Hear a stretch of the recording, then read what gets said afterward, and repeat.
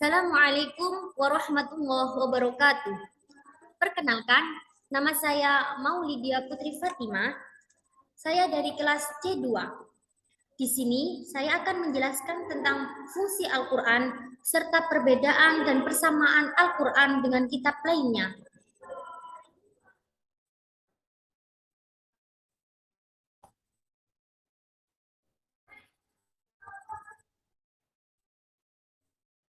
Fungsi Al-Quran. Al-Quran ditujukan kepada manusia karena manusia ciptaan Allah yang memiliki akal. Ketika Al-Quran membicarakan hal-hal di luar nalar, seperti membicarakan planet di luar angkasa yang jauh dari penglihatan mata, maka tujuan dari pembicaraan tersebut tidak lain agar manusia memikirkan tanda-tanda kekuasaan Allah. Oleh karena itu, fungsi Al-Quran juga terkait dengan karakter manusia.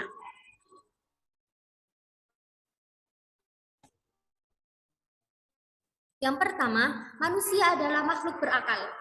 Akal dalam pengertian Islam adalah daya berpikir yang terdapat dalam jiwa manusia, yaitu daya sebagai untuk memperoleh pengetahuan dengan memperhatikan alam sekitarnya. Dari sini, Al-Quran berfungsi mendorong dan mengembangkan akal manusia agar senantiasa berpikir. Yang kedua, manusia adalah makhluk sosial. Ayat kedua dari wahyu pertama yang diterima Nabi Muhammad SAW yang berbunyi khalaqal insana min 'alaq. Bukan saja diartikan sebagai menciptakan manusia dari segumpal darah atau sesuatu yang berdempet di dinding rahim, tetapi juga dapat diartikan sebagai diciptakan dinding dalam selalu keadaan bergantung atau tidak dapat hidup sendiri. Al-Quran oleh karena itu bermasyarakat merupakan sesuatu yang bersifat alamiah dan menjadi tujuan dari fitrah manusia.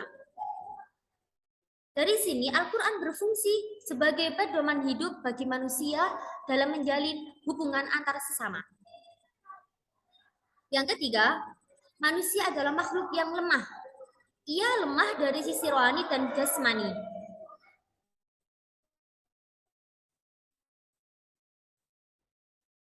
Al-Quran dari sini berfungsi sebagai obat, seperti halnya dalam Quran surat Yunus ayat 57 yang berbunyi,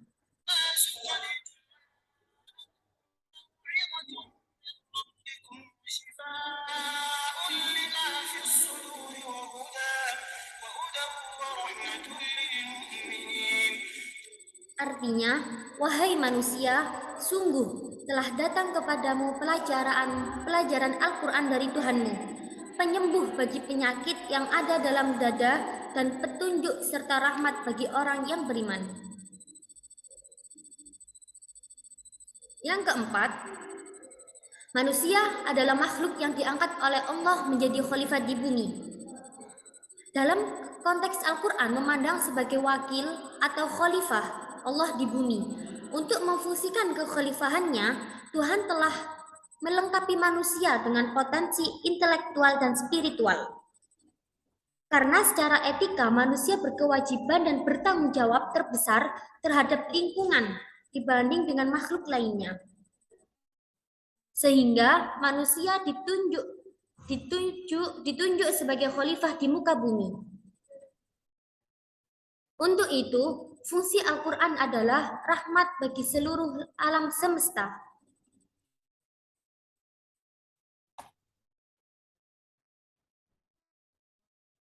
Yang kelima, manusia adalah makhluk yang merindukan Tuhan.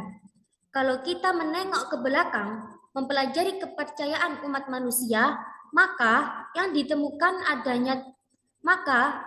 yang ditemukan adalah hampir semua manusia mempercayai adanya Tuhan.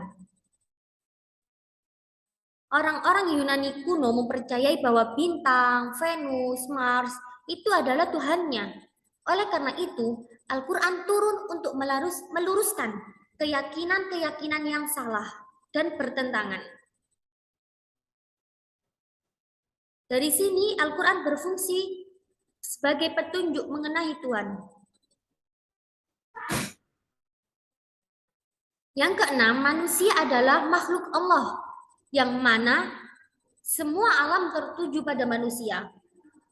Banyak bagian dalam Al-Quran penyebutannya ditujukan kepada manusia dengan upaya menyadarkannya betapa semua alam ini memberikan perhatian penuh kepada manusia.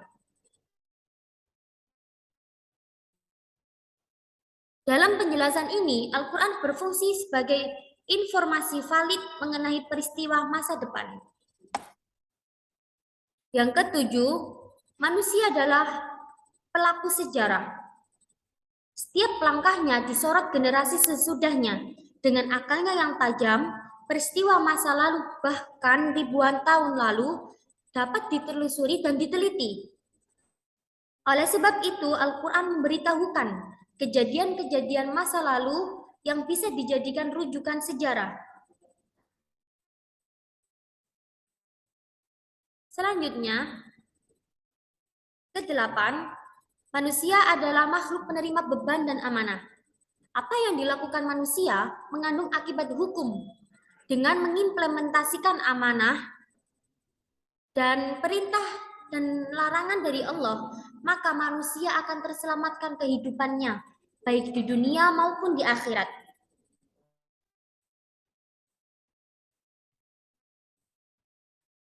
Jika manusia menunaikan amanah Allah, maka disebut manusia yang beriman. Akan tetapi jika manusia tidak amanah, akan disebut khianat. Dari sini Al-Quran berfungsi sebagai hukum Allah. Selanjutnya, perbedaan Al-Quran dengan kitab-kitab sebelumnya. Kitab Injil, kitab Zabur, dan kitab-kitab sebelumnya, yaitu yang pertama, kitab sebelumnya menggambarkan persoalan yang dihadapi pada masa itu saja, sedangkan Al-Quran memuat gambaran masa lalu, masa kini, dan masa yang akan mendatang. Yang kedua, Al-Quran tetap terjaga kemurniannya sampai kapanpun, sedangkan kitab sebelumnya sudah tercampur oleh tangan manusia.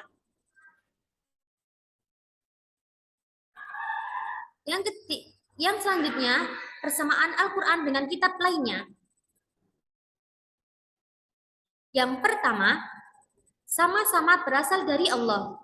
Yang kedua, mengajarkan untuk menyembah Allah yang Maha Esa. Yang ketiga, menjadi pedoman hidup manusia pada saat di dunia maupun di akhirat. Sekian presentasi dari saya.